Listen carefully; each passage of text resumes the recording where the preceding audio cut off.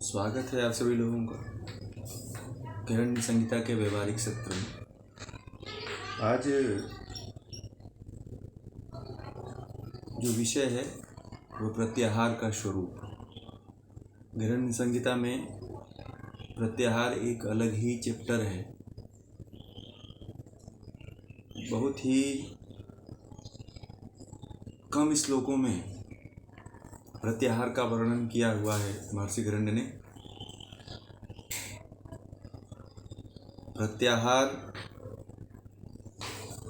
योग में, पतंजलि योग में भी बताया गया है और हठ योग में भी प्रत्याहार का वर्णन किया गया है। दोनों में थोड़ी थोड़ी सी भिन्नता रहती है, परंतु लक्ष्य एक ही है।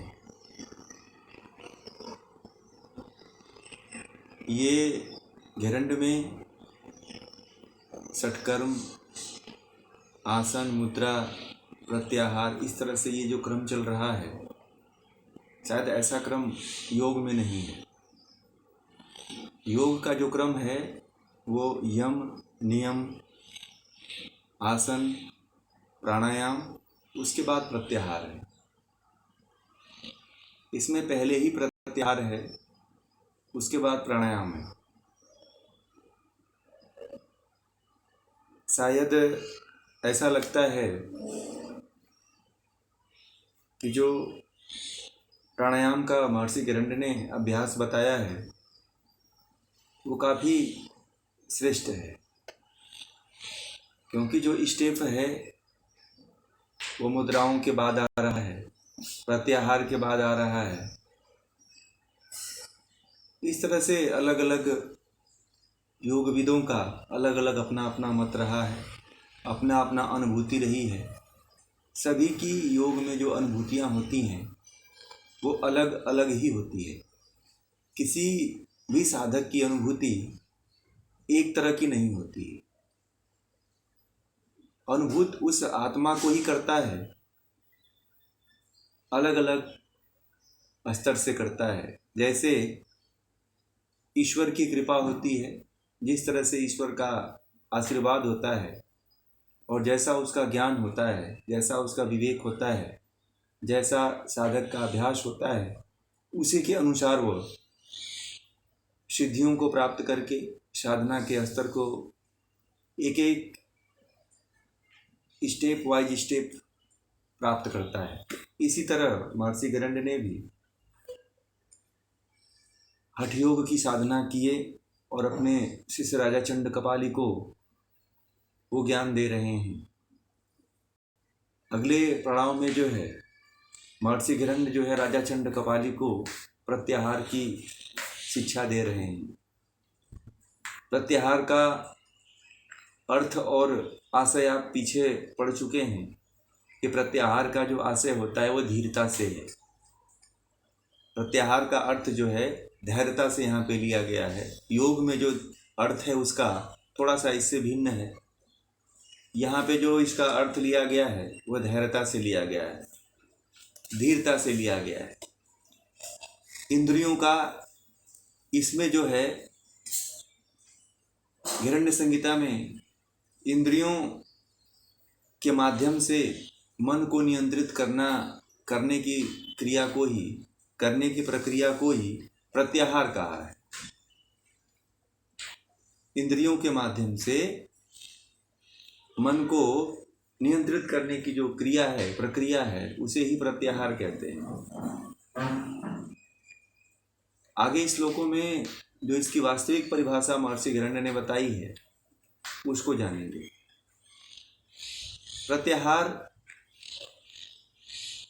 होता क्या है, आम भाषा में इसको समझना जरूरी है। मन भी एक इंद्रिय है, मन भी जड़ पदार्थ है, और जितने भी इंद्रियां हैं और ज्ञानेंद्रियां हैं, कर्मेंद्रियां हैं, और इंद्रियों और कर्मेंद्रियों के जो विषय हैं उन सभी विषयों के साथ मन लगा रहता है। एक इंद्रिय के साथ एक ही बार लगता है, सभी मन एक इंद्रिय के साथ ही लग करके उस विषय का भोग करता है। तो मन भी जड़ है। तो यहाँ पे योग के अनुसार अगर देखा जाए तो योग में भी मन को वश में करने के 4-5 तरीके बताए गए हैं। और यहाँ पे भी मन को वश में करने के लिए मन को रोक करके आत्मा में प्रवृत्त करने की बात कहते हैं महर्षि घेरंडे जो है। ये जो सांख्य का ज्ञान है, योग का जो ज्ञान है, जो अभी योग दर्शन में चल रही है, पैरेलल चल रहा है, इसलिए घेरंड ऋषि का जो योग है और महर्षि पतंजलि का योग है, समझने में काफ़ी आसानी होगी आप लोगों को। ऐसा पैरेलल कॉम्बिनेशन नहीं मिलता है, क्योंकि एक रहता है दूसरा नहीं रहता है तो फिर समझने में समस्या आ जाती है। और बहुत लोग विषयों को पढ़ तो लेते हैं, पास भी हो जाते हैं, डिग्रियां भी मिल जाती है, सब कुछ हो जाता है, फिर भी उनका जो ज्ञान होता है वो अधूरा होता है, वो पूर्ण ज्ञान नहीं होता है, कंसेप्ट क्लियर नहीं होता है। जो अवधारणा है, किसी भी विषय की जो अवधारणा होती है, वो जब है तब तक हम उसको अपने जीवन में लागू ही नहीं कर पाएंगे। वही व्यक्ति लागू कर सकता है किसी भी सिद्धांत को, योग को अपने जीवन में, जो अच्छी तरह से समझा हो। आज की स्थिति ऐसी ही है कि योग की पढ़ाई बहुत लोग पढ़ ले रहे हैं, डिग्रियां ले रहे हैं, एमए कर ले रहे हैं, एमएससी कर रहे हैं, डिप्लोमा कर ले रहे हैं, पीएचडी कर ले रहे हैं, एमफिल कर ले रहे हैं, नेट क्वालिफाई हो जा रहे हैं,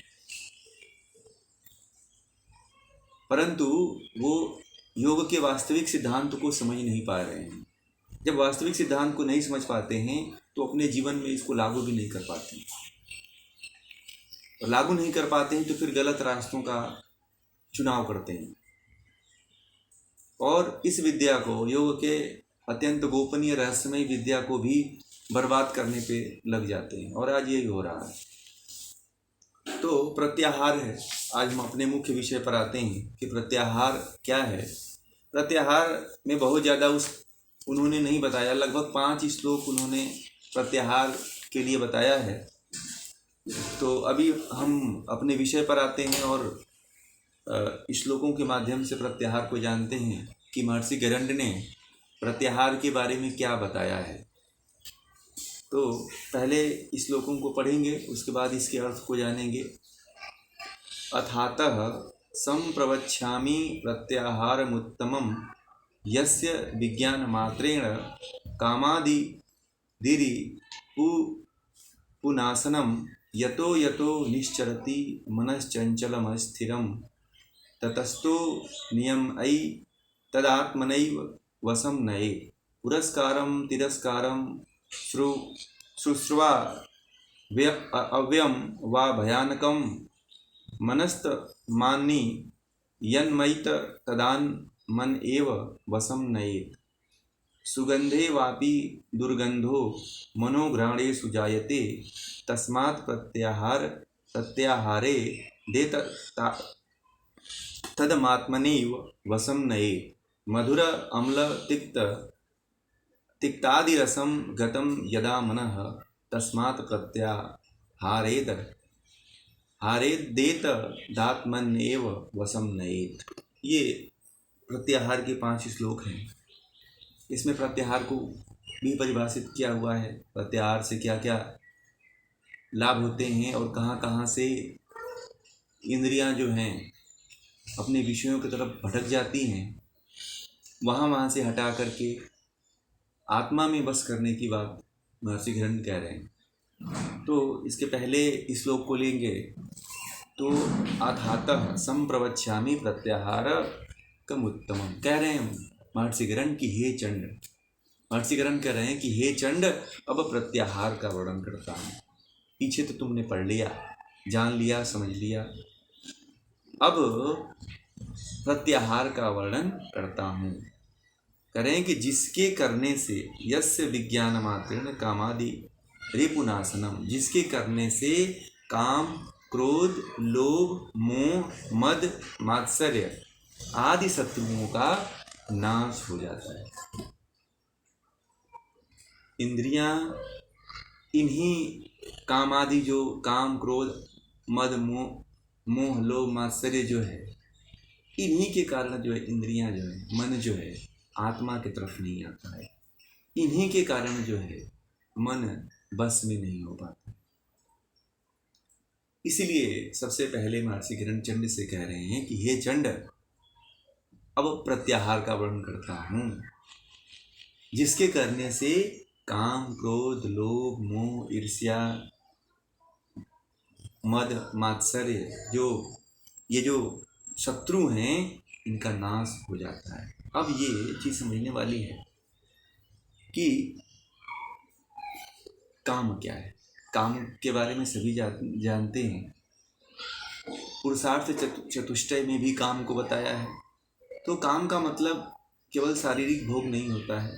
काम का मतलब इंद्रियां जिन जिन विषयों में अपने आप को रमा लेती हैं उसे ही काम कहते हैं। और उसमें इंद्रियों के साथ, कर्मेंद्रियों के साथ लिप्त होकर के जो विषयों का भोग करती हैं, आनंद लेती हैं, मजे लेती हैं, वही जो है काम है। क्रोध क्या है? क्रोध आप सभी लोग इससे भली भांति से जानते हैं कि क्रोध जो है होने का जो मुख्य कारण होता है वह हमारी इच्छा की पूर्ति का न होना। जब कोई व्यक्ति किसी इच्छा की पूर्ति के लिए उसमें आसक्त हो जाता है और जब उसकी आसक्ति नहीं पूरी होती है तो फिर वो उसके अंदर से क्रोध की उत्पत्ति होती है। और फिर जब क्रोध की उत्पत्ति होती है तो धीरे धीरे उसकी बुद्धि का नाश होने लगता है। और जब बुद्धि का नाश हो जाता है तो फिर उस व्यक्ति का सर्वनाश होने लगता है। मोह क्या है? लोभ क्या है? लोभ का मतलब लालच होता है। लालच करना, रुपए पैसे में, व्यापार में, एक दूसरे के साथ छल कपट करना, चोरी करना है, लालच करना, या अधिक धन कमाने के लिए किसी से रिश्वत ले लेना या रिश्वत की कामना करना, यही लालच, लोभ है। मोह क्या है? मोह का है मतलब है आज की भाषा में जो प्रेम जिसको कहते हैं, वो मोह करते हैं और कहते हैं प्रेम कर रहे हैं। आज जो प्रेम होता है पति पत्नी का प्रेम है, लड़के लड़कियों का प्रेम है, माँ बाप का प्रेम है। वो कहते हैं कि मैं अपने बच्चे से बड़ा प्रेम करता हूँ, मैं तुमसे बड़ा प्रेम करता हूँ, एक दूसरे से कहते हैं। और एक शब्द है अंग्रेजी वर्ड का, आई लव यू। तो ऐसे शब्दों का उपयोग करते हैं जिनका अर्थ ही मोह होता है। वो मोह के वशीभूत होकर के कहते हैं, और वो प्रेम होता ही नहीं। प्रेम को तो आज तक कोई कर ही नहीं पाया। प्रेम वास्तव में कोई करना जानता ही नहीं, सब मोह करना जानते हैं। यहाँ पे जितने लोग करते हैं, कहते हैं कि मैं प्रेम करता हूँ, आई लव यू जैसे वर्ड का उपयोग करते हैं, तो वो केवल अज्ञानता के कारण या ममता कह लीजिए उसको भी, ये क्या है? मोह है, जिसमें स्वार्थ छिपा रहता है, वही मोह है। और मोह को जो है आज की भाषा में प्रेम के नाम से बुलाया जा रहा है, जिसमें स्वार्थ हो, जिस प्रेम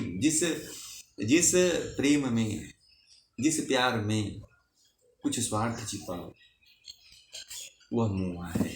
और मोह करते हैं आज के लोग और कहते हैं कि मैं तो तुमसे प्यार करता हूँ। इस तरह के वर्डों का, ये अंग्रेजों का दिया हुआ वर्ड है। अंग्रेजों के लिए तो मोह, स्वार्थ ही छिपा रहता है उनके संबंध में, उनके प्रेम में। तो स्वार्थ की जहाँ पे सिद्धि होती है वो प्रेम नहीं होता है, वो मोह होता है। तो ये भी एक बहुत बड़ी बीमारी पूरे विश्व के लिए खड़ी हो गई है। और मोह को कोई जानता नहीं है, और मोह के चक्करों में बहुत से जीवन बर्बाद हो रहे हैं।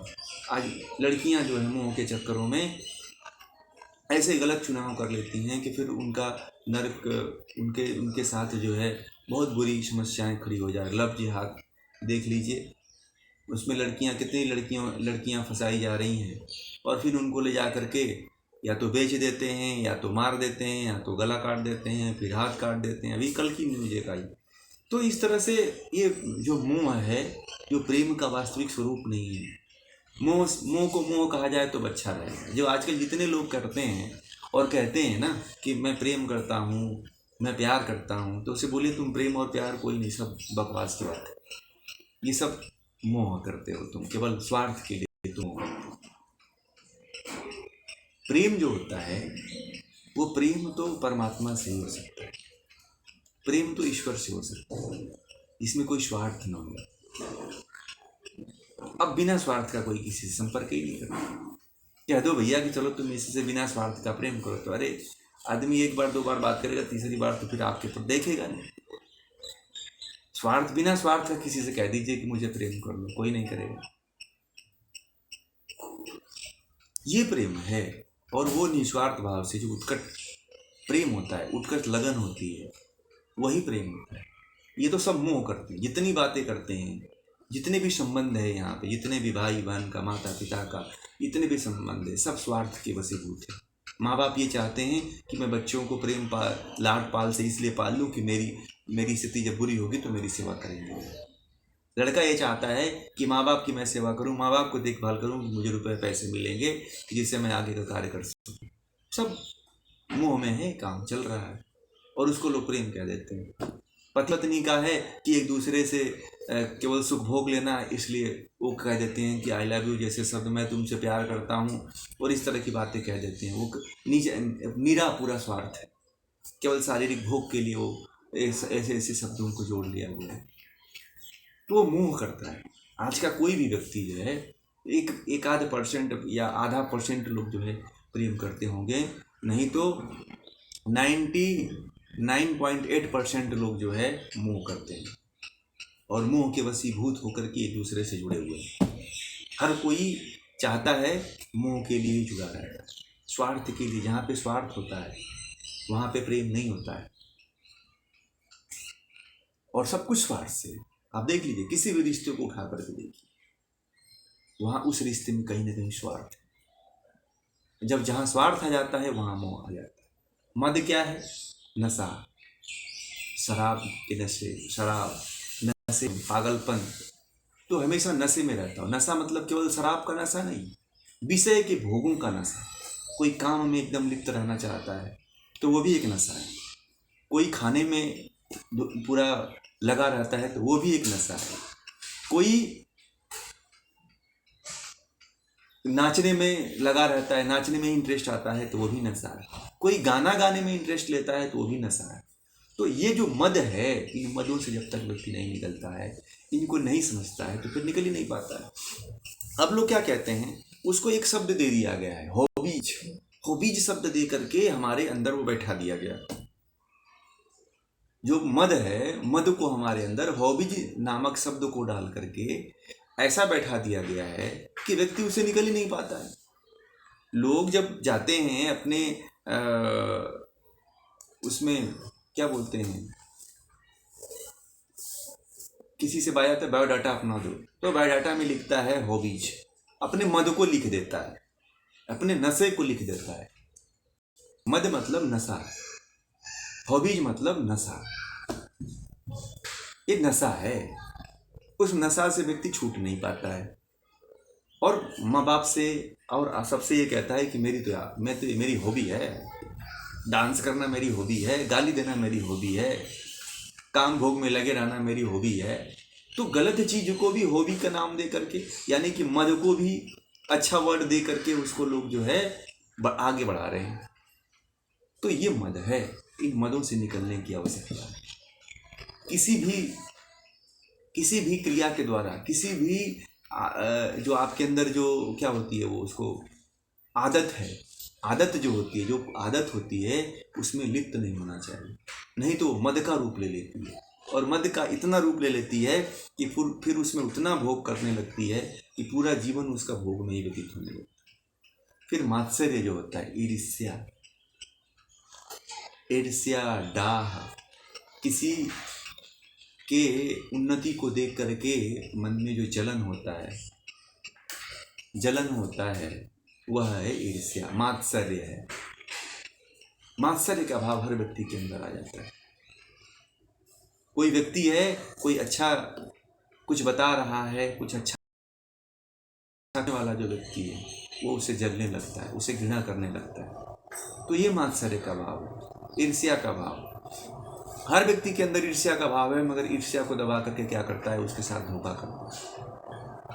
मित्र ही है, एक मित्र के साथ बैठा हुआ है, एक मित्र उसमें आगे बढ़ जाता है तो दूसरा मित्र उसे डाह करने लगता है, मात्सर्य उसके अंदर आ जाता है कि ये तो देखो ऐसा था और ऐसा आगे निकल गया। तो ये भाव जो होता है वो व्यक्ति को हमेशा गर्त में लेके जाता है। तो कह रहे हैं कि प्रत्याहार अगर जो व्यक्ति कर लेता है, प्रत्याहार को जान जाता है, प्रत्याहार क्रिया को करने लगता है, उसे जो है उसके अंदर से काम, क्रोध, लोभ, मोह, मद, मात्सर्य जो ये पूरा का पूरा परिवार है वो पूरी तरह से नष्ट हो जाता है।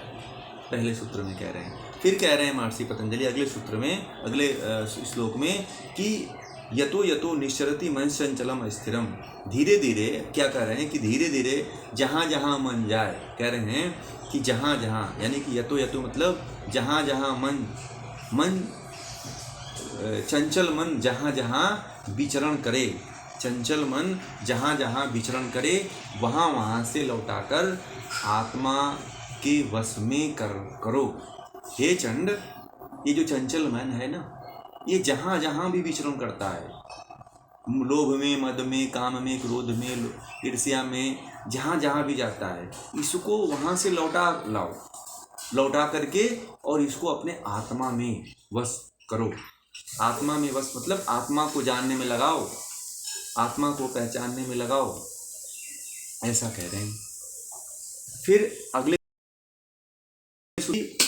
पुरस्कारम तिरस्कारम श्रुश्रव्यम च भयानकम मनस्तस्मानि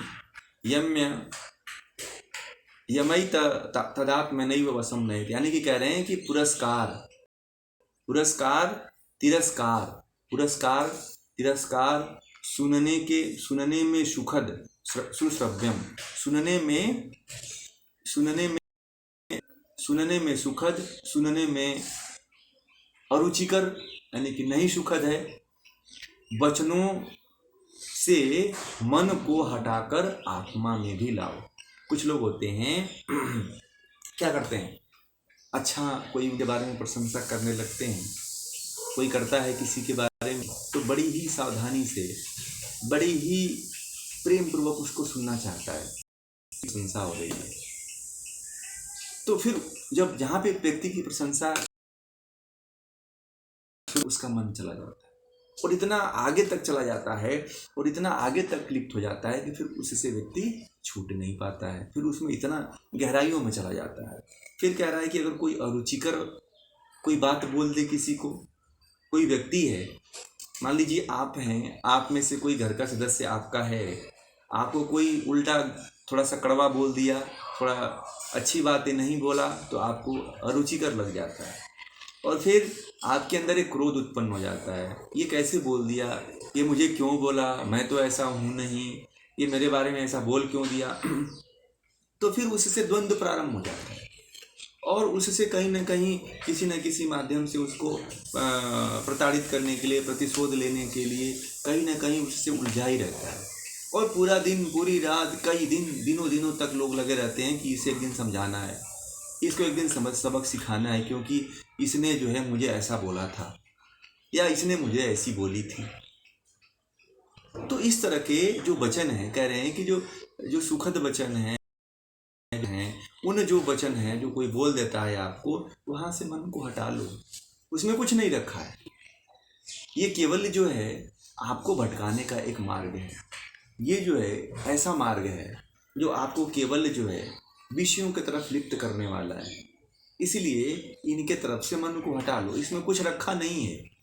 इसमें अगर जाते हो तो केवल तुम्हारे समय का नुकसान है, तुम्हारे जीवन का, एक अमूल्य जीवन का नुकसान है। इसलिए कोई अच्छी बात कहे तब भी, कोई तुम्हारे बारे में बुरी बात कहे तब भी उसके प्रति ध्यान नहीं देना चाहिए और अपनी आत्मा को, अपने मन को अपने आत्मा में लगाओ। छोड़ दो इन विषयों को कि कौन तुम्हारे बारे में अच्छा बोलता है, कौन तुम्हारे बारे में बुरा बोलता है।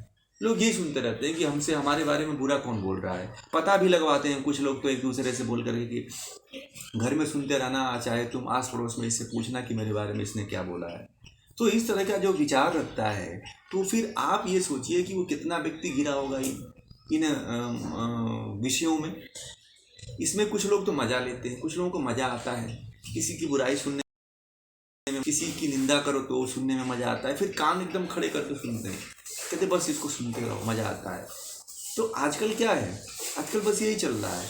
लोग जो है एक दूसरे की बुराई सुनने के लिए, एक दूसरे की बातों को सुनने के लिए कि हमारे बारे में कौन अच्छा बोल रहा है, हमारे बारे में कौन बुरा बोल रहा है, इन सब को सुनने और जानने के लिए लोग बड़ा इंटरेस्ट रखते हैं।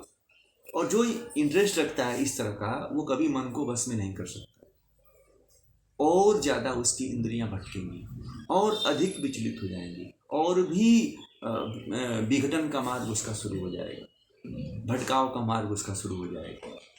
इसलिए कोई अच्छा बोले तो भी, कोई बुरा बोले तो भी, हमें वहाँ पे मन को नहीं ले जाना है, हमें आत्मा में लगाना है, ऐसा महर्षि ग्रंथ कह रहे हैं। फिर कह रहे हैं कि चौथे श्लोक में कह रहे हैं कि सुगंधे वापी दुर्गंधो मनोग्राणे सुजायते। नाक से जो सुगंध और दुर्गंध आते हैं, कह रहे हैं कि नाक से, हे चंड, नाक से जो सुगंध और दुर्गंध आते हैं उससे मन को हटा ले, उससे भी हटा ले। कह रहे हैं कि यही नहीं, मधुर, अम्ल, तिक्त, लवण, कसाय, कड़वा आदि जो रस हैं, आदि रसों की ओर मन अगर आकृष्ट हो, मन अगर जाए तो भी तुम वहाँ से हटा लो और आत्मा के बस में करो, यही प्रत्याहार है। अब बात समझ आई, इसे ही प्रत्याहार कहा है। अब ऊपर से जितना आप पढ़ते चले आए हैं सारा वो, और यहाँ तक ये जो चौथा श्लोक है, यहाँ तक जो है आप, यहाँ तक आपको जितने भी विषयों के बारे में बताए हैं, उन विषयों के बारे में आपको जानना है कि कहाँ कहाँ से मन हमको हटा करके आत्मा में मन को लगाना है। तो शुरुआत में उन्होंने कहा कि जो जहाँ जहाँ मन जाए वहाँ वहाँ से हटा लो। दूसरी तरफ कहा उन्होंने कि जो सुखद वचन होते हैं उन वचनों से हटा लो। फिर यहाँ पे कह रहे हैं कि जो सुगंध है और दुर्गंध है उससे भी मन को हटा लो। फिर कह रहे हैं कि जो, अब देखो सबसे अधिक जो है मन विचलित होता है कि इन जो 6 रस बताया है आयुर्वेद में, और यहाँ पे भी महर्षि घृण्य ने जिस 6 रसों की बात कर रहे हैं वहीं से मन ज़्यादा विचलित होता है। अब कोई 6 रसों में 6 तरह का, कितने तरह के व्यंजन बन जाते हैं इन 6 रसों से, 16 तरह के व्यंजन बनते हैं। आजकल तो लोग बहुत तरह के व्यंजन बना दे रहे हैं, चाइनीज व्यंजन भी आ गए हैं। तो ये जो जितने भी व्यंजन बन रहे हैं और इन व्यंजनों से जो रसों की प्राप्ति होती है, क्या ठीक है? हाँ जी बोलिए। ये अपना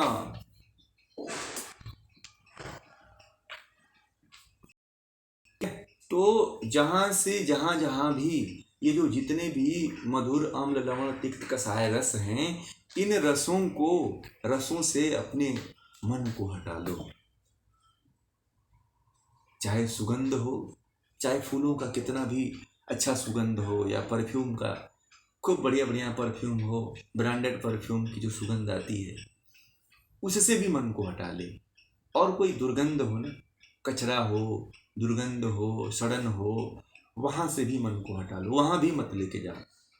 वहाँ लेकर जाते हो तो भी फिर मन भटकेगा।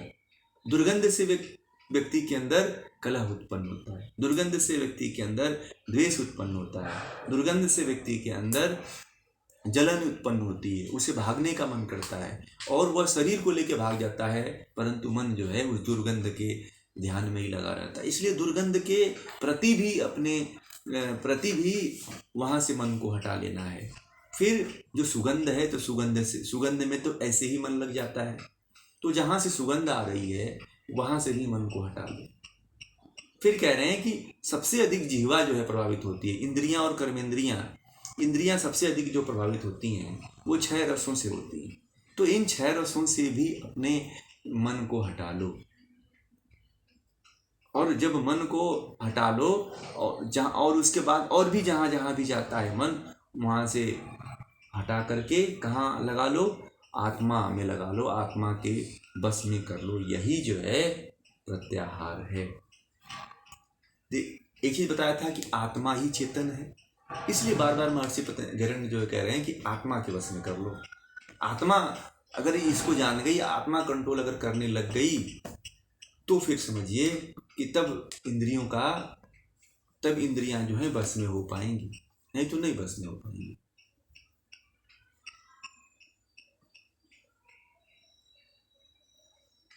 फिर उसको आपने इधर उधर से रोक करके छोड़ दिया ऐसे ही, तो फिर बस में नहीं हो पाएगी। बस में होने के लिए उसको आत्मा की तरफ लगाना होगा। जब तक आप आत्मा की तरफ नहीं लगाएंगे, इंद्रियां नहीं बस में होंगी। फिर आगे कह रहे हैं,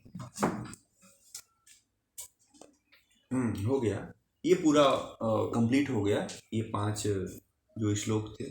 तो हमें जो है, जो भी इंद्रियां हैं और इंद्रियों के विषय हैं, या जहाँ जहाँ भी मन जाता है वहाँ से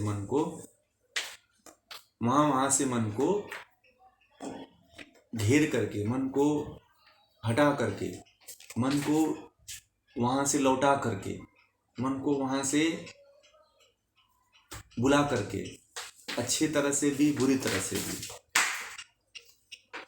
जितने विचार है, पॉजिटिव विचार आए चाहे नेगेटिव विचार आए, सभी जगहों से हटा लेना है। और हटा करके जो है इसको आत्मा की तरफ लौटाना है। चाहे आपको सुनने में कोई अच्छी बातें लगे, सुनने में कोई बुरी बातें लगे, तो कोई अच्छी बात लगे या बुरी बात लगे, उन बुरी बातों से भी अपने मन को विचलित नहीं करना है, बुरी बातों में भी अपने मन को नहीं लगाना है, और आत्मा में लगाना है। इनमें लगाते हैं तो फिर मन बस में हो जाता है। बहुत आसान विधि बताया है महर्षि हिरण्य ने, बहुत ही सरल मन को बस में करने का उपाय बताया है, और व्यक्ति यहीं से भटकता है। व्यक्ति जो है अपने इंद्रियों को फिर छोड़ देता है, फिर मन भी जहाँ चाहे वहाँ विचरण करता रहता है। तो कहते हैं कि वहाँ जब तक आप मन को नहीं हटाओगे, तो कोई दुनिया की ऐसी ताकत नहीं है जो आपके ऊपर ऐसी कोई कृपा कर देगी, या आपके ऊपर कोई ऐसा वरदान आपको प्राप्त हो जाएगा, या कोई आपको ऐसा चमत्कार नहीं होने वाला है कि आपको जो है वहाँ से हटा करके, इंद्रियों से हटा करके आपको जो है कोई ऐसा तिलिस्म नहीं होने वाला है कि आपका प्रत्याहार सिद्ध हो सके। स्वयं करना पड़ेगा। जहाँ जहाँ मन जाता है वहाँ से मन को हटा करके आत्मा में लगाना है, यही प्रत्याहार है। और आज का जो विषय है प्रत्याहार, हिरण्य संहिता का जो चौथा अंग है, वो आज यहीं पे पूरा होता है। फिर से जो है हम कल 5वें अंग पे चलेंगे। अगर इसमें